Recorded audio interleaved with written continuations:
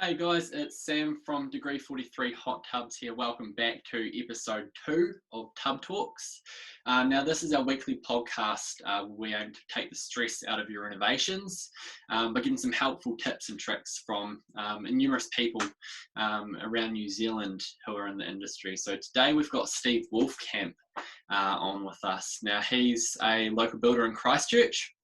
Extremely experienced, and he's done a huge range of work right throughout New Zealand. So, hey Steve, how are you getting on? Thanks for coming on the show. Very good, thanks. Very good. Good. So, I guess we'll start by if you tell us a little bit about your company and how you got into the building industry. Okay, I did my apprenticeship straight out of school back in the mid-80s in Christchurch, doing light commercial work, so like post offices and Burwood Hospital and those kind of things.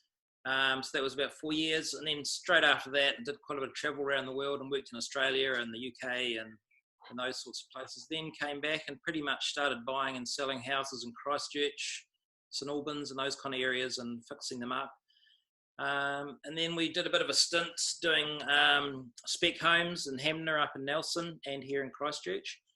Mm-hmm. And yeah, so have pretty much covered the whole field, worked up and down New Zealand, and at the moment we're mainly doing work for clients, doing their houses up, increasing the value on them, but looking at spec homes as well over the next wee while, I think, to certainly to keep ourselves busy. If it's going to be a bit quieter out there, might pick up our own project and just to keep the guys busy for the next 6 months or so. Nice. Yeah, do you think the pandemic is going to affect how many people wanting to do things to their house over the next sort of 6 to 12 months? Yeah, I'm sure it really will. I mean, I'm no great expert on it, but we're in quite a good wee bubble down here in New Zealand with, a really strong farming sector which provide food for the world and help us through. Yep. But I'm sure there will be less money spent. Maybe that's where the DIY guy can sort of step up and do a bit more himself and carry on. Because, unless you have to sell your house over the 6 months, there's no reason why, if house prices drop back a bit, they won't climb back up again in a year's time. Yeah. So, it shouldn't really hurt too much as long as you don't have to sell straight away. That's what I think. Yeah, just sort of potter around and do those bits of improvement, hold it for a year and then see where you're at then, I guess, hey? Maintenance going on your house and make sure it's not getting damp or wet or anything like that and deteriorating. So I think we'll be fine. Do you have any particular jobs you're doing around the house at the moment? Yeah, we've got a house here that we bought 7 years ago and was in a pretty sad state at that stage. And so we're still working on it. Typical builder's home. We've added on bedrooms and a lot of that sort of stuff.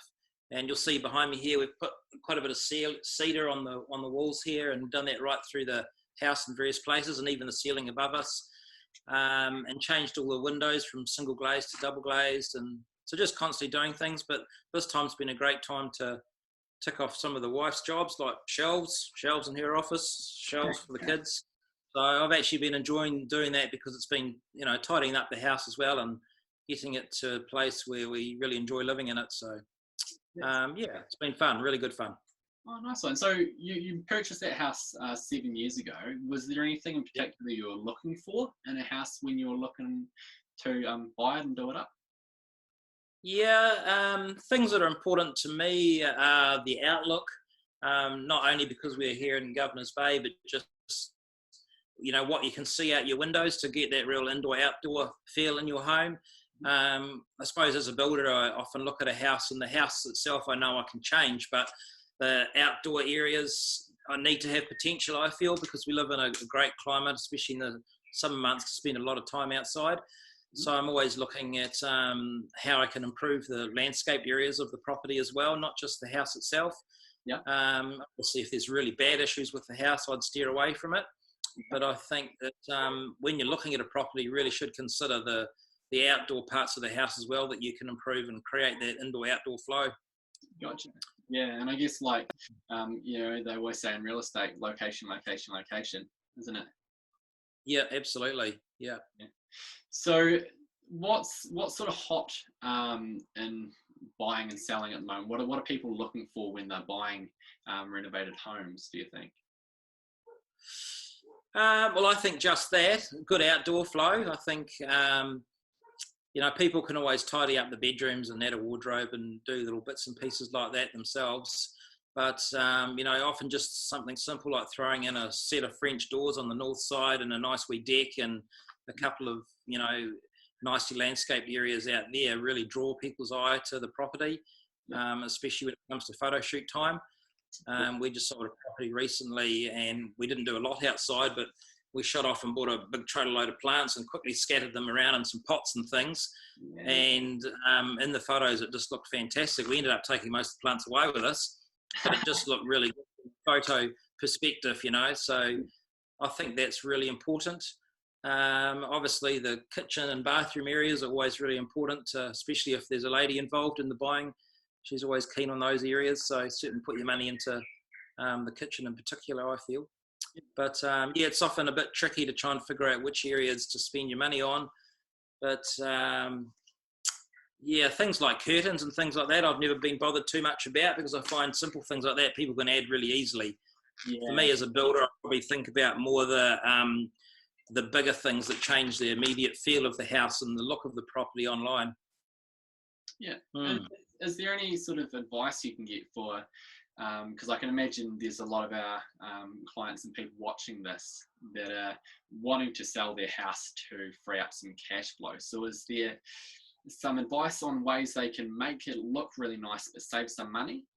So don't get the end result, but sort of cut down on what they can spend. You mean like on the house itself, the structure of the house, or I suppose one of the big issues I feel at the moment with selling a house in Christchurch is the whole EQR thing. Has the house been repaired properly? Sure. It's very easy to put people off if they wander around the house and they see really badly cracked weatherboards or windows that are sort of ajar and not working properly, or especially cracks in foundations. Yes. Not everyone has a good eye, and when they walk into a house, they can't tell if it's level or not, but as a builder, you pick that up really quickly. And so that's one good thing why it's really good to get a builder to come along with you, just for him to pick up little things like that, because just because the paperwork's been signed off on a house doesn't mean it's been repaired to the standard it should have been. Yeah. And there's probably always things that need to be looked at that can improve it. So I personally feel that's a really big thing, not just the weatherproofing of the house from a point of view of trying to keep the house from rotting or anything like that, but just making sure that you're holding the equity in your property by knowing that when you come to sell it, it has been repaired properly and will hold its value. Yeah. So to me, that's probably the biggest thing at the moment, because I see houses every week. In fact, the month before the lockdown, I got asked to look at 3 houses friends had already built before I bought, before I looked at them, and I immediately saw things that were just totally uncool and that we're now going to have to deal with straight away. So it's really something to be quite serious about in looking at a house. Don't just buy it on your first feelings and what you see straight away, but seriously get someone to have a look at it and make sure all that stuff has been done. Yeah, and I think, like you said, obviously getting a builder in is the gold standard for looking at a house. But say somebody's going and having a look at, say, 20 or 30 different houses if they're looking at purchasing. Are there some initial things that they can sort of look at themselves or keep an eye out for that will give them the big red light that this is not going to be worth it? Probably the cracks in the concrete foundation around the outside, if they're showing, or cracks in any plaster kind of cladding. That's always a big alarm flag.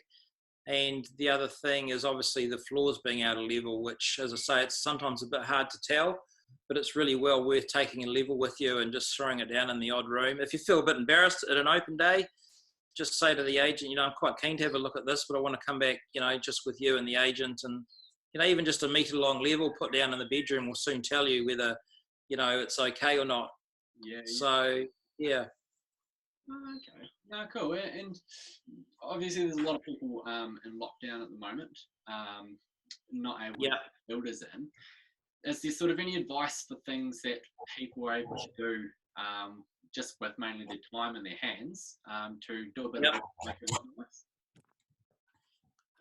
To make it look nice, there's probably all sorts of wee things you can do around the house. sometimes it's not just the looking nice, but making sure that you've got the house functioning properly, especially before going into winter.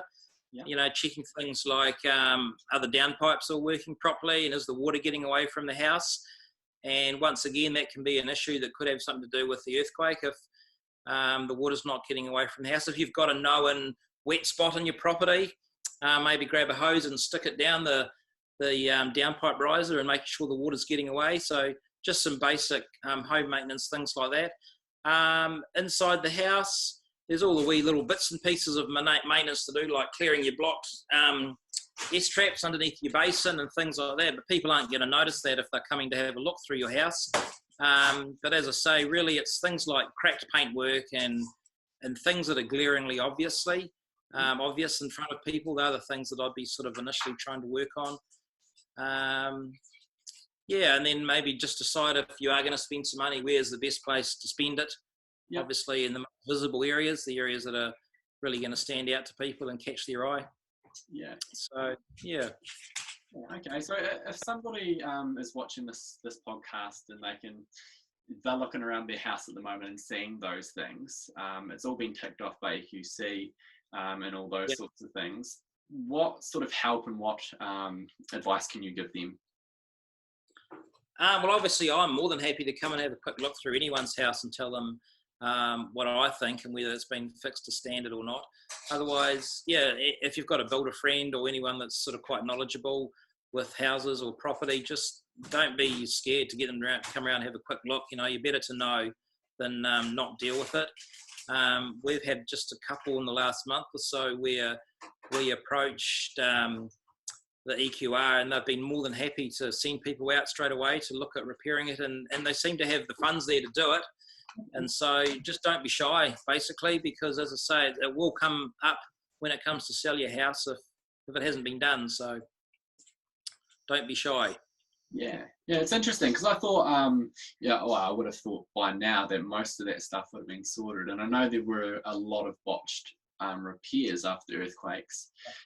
So that's just the best way, EQR, and then they'll come out and get that all sorted.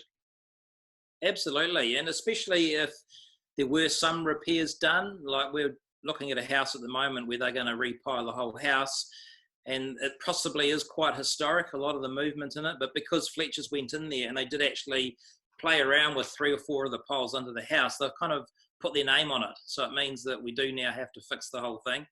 So often it can be quite extensive works that need to be done, even if it looks minor. Yeah. So well worth doing. Okay, no, cool. So if somebody wanted to get in touch with you, what's the best way to do that? Generally just through emailing, and I don't have a website at the moment. I haven't sort of used one for the last couple of years, so I let it flag, but I'm sure you'll be able to pass on my cell phone number and email address and that sort of thing. Absolutely. I'll pop that down, link in the description. Yep, absolutely. That's about it, really. Yeah. No, cool. Hey, thanks so much. You find that most of my work just comes through word of mouth, you see. Friends of friends and that sort of thing. So I haven't done any advertising for, I don't know, forever, basically. So I guess that's a good sign that you do a good job, though, isn't it? Yeah, I suppose it is, yeah. And the final question I'd like to ask Steve is one that's sort of a trademark of the show. Might throw you off your game a little bit. Okay. If you could share a hot tub with anyone in the world, past or present, who would it be and why? Well, shoot, my wife's not actually here at the moment, so I suppose I can say whatever I like, but the makeup like me. So I suppose initially I would have to say my wife for company. If it was for conversation, I don't know. It would probably have to be someone quite different. I was thinking of Elon Musk there for a while because I find some of the stuff he does quite fascinating, but I don't know if I want to sit in a spa with him. Maybe we could link a spa with a beer and chat about things. We'll train to spar up for a beer. That sounds good. He would be a very interesting person to have a good talk to and a beer with, though, wouldn't he? Absolutely, yeah. All right. Hey, well, that about wraps us up. Thank you so much, Steve, for jumping on the show. We'll be back next week with another episode of Tub Talks. But in the meantime, if there's anyone else that you would like us to get on the show, or any information that you would like answered on the show, send us a message. The links to get in touch with Steve will be down below in the description. Thank you so much for coming on. And remember, relax. You deserve it.